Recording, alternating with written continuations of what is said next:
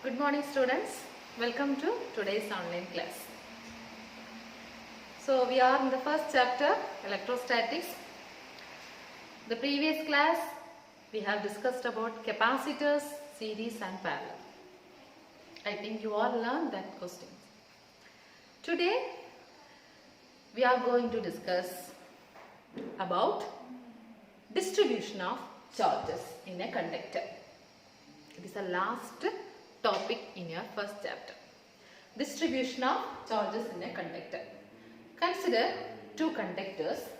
Let us say this is A is one of the spherical conductor, B is another spherical conductor. It has the radius of R1, B has the radius of R2. When these two spheres are connected by means of a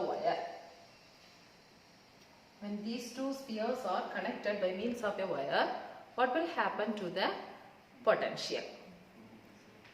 Listen, here the distance between the two spheres are greater than the radius of the conductors. The distance between the two spheres are greater than the radius of the conductors. Since it is connected by means of a wire, when we distribute a charge on the surface, this charge will be uniformly distributed to the second sphere also. By means of connecting wire, when we introduce a charge on one conductor, the charges will be uniformly distributed to the second sphere also. So Q1 is a charge introduced to this sphere, and let us say the charge on the surface of the second sphere is Q2. So total charge can be written as Q is equal to Q1 plus Q2. We are introducing the charge on the surface of the sphere. So there is no net charge inside the spheres. And here the potential remains same. It occurs the electrostatic equilibrium potential, or we can say there is a equipotential surface occurs. So electrostatic potential remains same on the surface. So we can write the potential at the sphere is VA and potential at the sphere is VB. So VA equal to VB, since it is electrostatic equilibrium potential, or we can say it occurs the equipotential surface. Now, what is the potential due to a point charge? Formula V is equal to 1 by 4 pi epsilon 0 Q by R. So here we can write the potential of the sphere A is VA is equal to Q1 by 4 pi epsilon 0 R1. That is equal to Q2 by 4 pi epsilon 0 R2. So potential remains same. Can be written as 4 pi epsilon 0, 4 pi epsilon 0 get cancelled. So Q1 by R1 equal to Q2 by R2. Consider charge density of these two spheres. Charge density means it is noted by the symbol sigma. Charge density is equal to charge per area. Q by A. For a first sphere, the charge density be sigma 1. Can be written as Q1 by A, area of the sphere. So what is the area of the sphere? 4 pi R square. Can be written as 4 pi R1 square. So what is the surface charge density for the second sphere? Sigma 2 is equal to Q2 by 4 pi R2 square. This is the R2 is the radius of the second sphere. So according to this formula, we should find out Q1 and Q2. From this, Q1 is equal to 4 pi R1 square into sigma 1. From this, Q2 is equal to 4 pi R2 square into sigma 2. Q1 equal to 4 pi R1 square into sigma 1. Q2 is equal to 4 pi R2 square into sigma 2. Substitute in this equation these values, Q1 and Q2 values, substitute in this equation. So we can write 4 pi R1 square sigma 1 divided by R1 equal to 4 pi R2 square sigma 2 divided by R2. So 4 pi get cancelled. R1 square R1 R2 get cancelled. So we can write sigma 1 R1 equal to sigma 2 R2. Sigma 1 R1 equal to sigma 2 R2. So we can write sigma R equal to constant. Sigma R equal to constant. That means sigma is inversely proportional to the radius. Smaller the radius, larger the charge density. Larger the radius, smaller the charge density. So what is the distribution of charges in a conductor here? When we are distributing the charges, here the charges are uniformly distributed by means of connecting wire between the two conductors. So A and B are the two conductors. Here the Q1 is a charge, Q2 is a charge. The charge is applied on the surface. So we can say there is no net charge inside the conductor. It occurs equilibrium potential. So the potential remains same. VA equal to VB. VA can be written as Q1 by 4 pi epsilon 0 R1. VB can be written as Q2 by 4 pi epsilon 0 R2. Now 4 pi epsilon 0 gets cancelled. Q1 by R1 equal to Q2 by R2. Consider charge density. We are understanding the concept of distribution of charges. So what is the relation of charge density? Charge density can be written as charge per area. So charge Q1, area of the sphere is 4 pi R square. So sigma 1 equal to Q1 by 4 pi R1 square. Sigma 2 equal to Q2 by 4 pi R2 square. Substituting the values, we are getting sigma R1. Sigma 1 R1 equal to sigma 2 R2 or sigma R equal to constant. That means smaller the radius, larger the charge density, or larger the radius, smaller the charge density. So this is about distribution of charges in a conductor.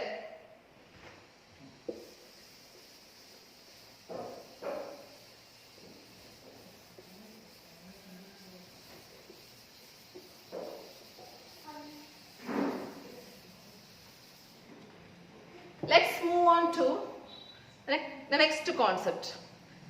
Action at points or corona discharge. Action at points or corona discharge. Consider irregular shape of conductor. Let us see. This one is the shape of a conductor. Okay.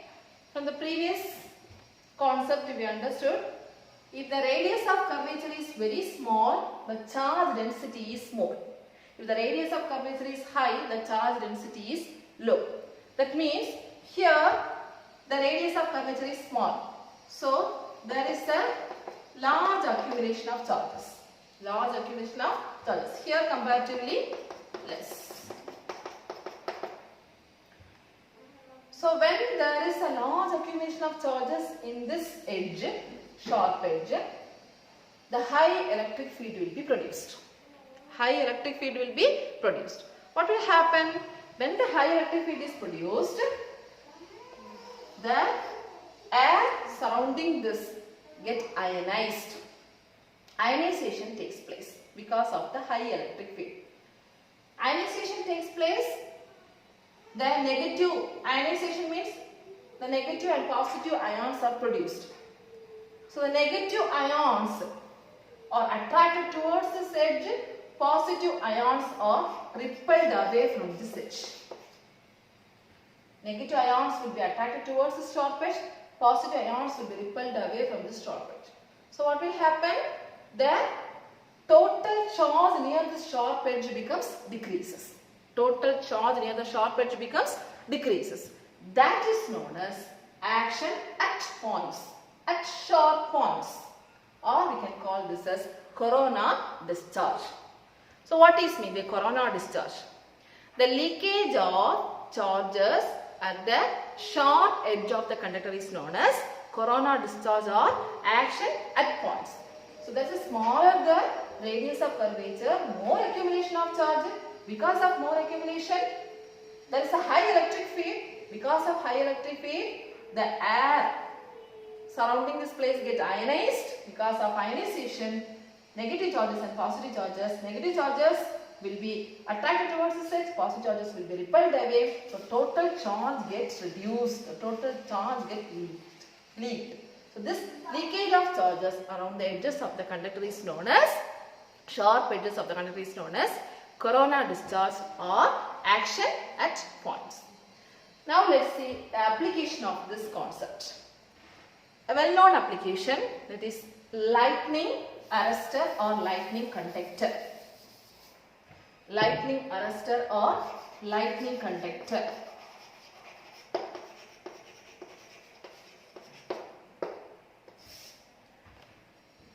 So lightning arrestor, you may know this. Lightning conductor, in our school also the lightning arrestor is there. What is the purpose of this? To protect the tall building from lightning. Protect the tall building from lightning. So in the lightning arrestor, what is the principle used? The principle used is action at points or corona discharge. What is this? Suppose this is a building. This lightning arrestor have a sharp spikes at the top of this apparatus. That is, there is a long thick copper rod is connected in the top of the building. Long thick copper rod is connected in the top of the building, and the other end is connected to the ground. Other end is connected to the ground. So the upper part, there is sharp spikes conductor there. Sharp spike conductor there in the top of this copper rod.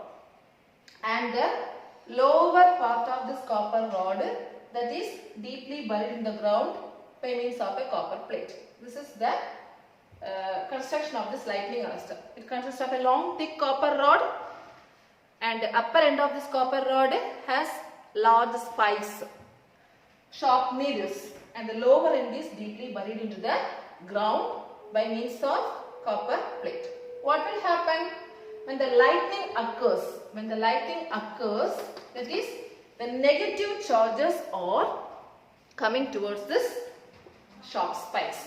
Negative clouds are coming towards this sharp spikes. So due to electrostatic induction, since this is a conductor, due to electrostatic induction, it produces positive charges. It produces positive charges near this sharp spikes. So when it produces the positive charges, high electric field will be produced and it ionizes the air. It ionizes the air in the sense it produces positive and negative ions. Then this positive ions gets leaked. That means it is neutralized with the negative ions. Neutralized with the negative ions, and the negative charges will be passed to the ground. It is diverting the lightning to the ground. This is the action of this lightning arrestor.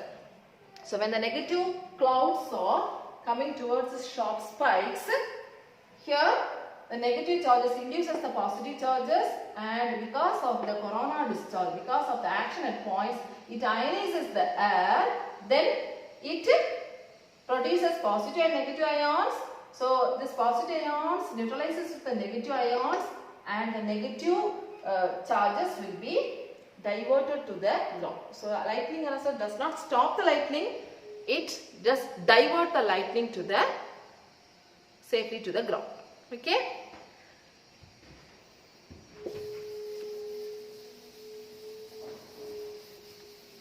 So we have discussed about the action at points and corona discharge. Now we are going to learn an important topic, Van de Graaff generator. This is another application of action at point. Van de Graaff generator.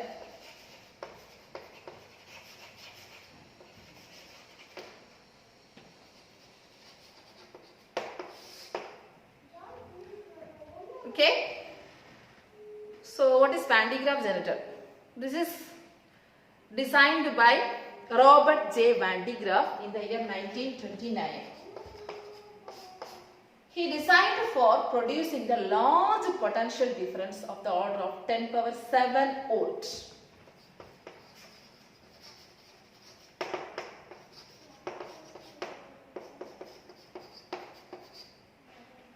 So Van de Graaff generator is used to produce the large potential difference of the order of 10 power 7 volt.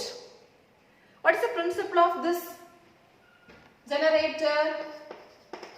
Two principles are used here. One is electrostatic induction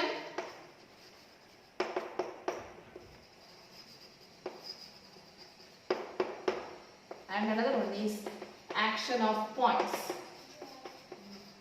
Electrostatic induction and the action of points. Let us see the construction and working of this Van de Graaff generator. It consists of a hollow metallic sphere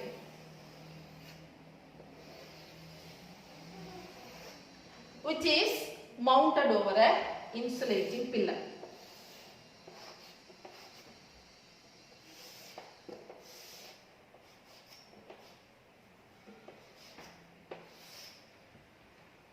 Let us say this is a hollow metallic sphere mounted over an insulating pillar. Two small pulleys are fixed. One is inside this hollow metallic sphere. Another one is, let us say this is B. The other pulley is connected to the lower part of this device. These two pulleys are connected by means of a belt made up of silk. Okay. This can be driven continuously by means of a motor. And two comb shaped conductors are fixed near the two pulleys. One is fixed near the pulley C, that is, let us say D is the comb shaped conductor, another one comb shaped conductor, that is E.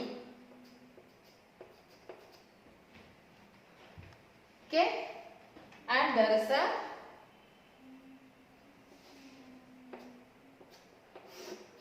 battery connected in this area. So this is the construction of the Van de Graaff generator. It consists of a hollow metallic sphere which is mounted over an insulating stand. There are two pulleys B and C which is connected. One is inside the hollow sphere, another one is bottom of this device. The two pulleys are connected by means of a silk cloth or any belt. This is continuously driven by means of a motor. Okay. And there are two comb shaped conductors. One is D, another one is E near the pulleys. E is near pulley B, D is near pulley C. Working. How it will work? From this battery, 10 power 4 volt is maintained in this D shaped conductor. Okay. Potential, that is electric field is set up, 10 power 4 volt is set up near the comb shaped conductor D. So what will happen? A high electric field is set up in this area. High electric field is set up in this area. So because of high electric field, what will happen? The air between the belt and the comb gets ionized. So because of this, positive and negative charges will be produced. So positive charges will be repelled to the belt. Negative charges will be attracted to the comb. That is, here the positive, so it attracts the negative. So because of the ionization of air, positive charges will be repelled to the belt and negative charges will be attracted towards this comb. This positive charges stick on to the belt and it moves up. When it comes near to this comb E, because of electrostatic induction, we know the electrostatic induction, it produces the large number of negative charges and positive charges. Okay, when it comes near to the comb E, due to the electrostatic induction, it produces the large number of positive as well as negative charges. Positive as well as negative charges. So this positive charges, here this positive charges will be spread, that is repelled outside the sphere, spread over the sphere. And the negative charges come to this side. So this negative charges will be neutralizing with this positive charges. This negative charges will be neutralizing with this positive charges, so that this side, the descending belt, has no charge. So all the positive charges will be spreading out of the, so that means it is repelling. Here there is positive charges is coming, here also positive charges is coming. The positive charges will be repelled out of the sphere, negative charges is move on to the belt. So this negative charges, again this positive charges neutralizes, the descending belt has no charge. Continuously this process happens. So the large amount of potential, that is positive charges, will be produced outside the sphere and the descending belt has no charge. When it comes here, it gains again positive charge, then it is producing the positive outside the sphere. So it may produce a limiting value, that is of the order of 10 power 7 volt it may produce. Then after that it starts to leak. So the leakage of these charges can be prevented by using this chamber in a gas filled steel chamber. Using this device in a gas filled steel chamber. So more charges will be produced. After producing this, more charges starts to leakage. To avoid leak, preventing the leakage, this apparatus should be kept in a gas filled steel chamber under high pressure. So that voltage can be used for the purpose. So what is the, why we are using this Van de Graaff field generator? It is used for accelerating the, positive ions, that means protons and neutrons, that cannot be accelerated by means of small amount of voltage. It needs large amount of voltage to accelerate, and it is used for the nuclear disintegration. So this is about Van de Graaff generator. I hope you understood. I am explaining again. Listen, Van de Graaff generator is designed by Robert J. Van de Graaff in the year 1929 for the purpose of producing large potential difference of the order of 10 power 7 volt. What is the principle for this? Electrostatic induction. Don't write electromagnetic induction, electrostatic induction and the action of points. Okay. So what is the construction? There is a pulley, there is a hollow metallic sphere, this is pillar, two pulleys which are connected by means of a belt, and there is a comb shaped conductors, there is two comb shaped conductors D and E. Then the positive potential is maintained near to the one of the conductor. So how it works?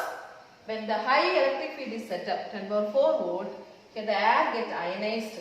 Due to the action of points, the positive charges will be repelled to the belt, negative charges will be attracted to the comb. This positive charges stick on to the belt and moves up. When it comes near to the comb E, it produces large amount of positive and negative charges because of the electrostatic induction.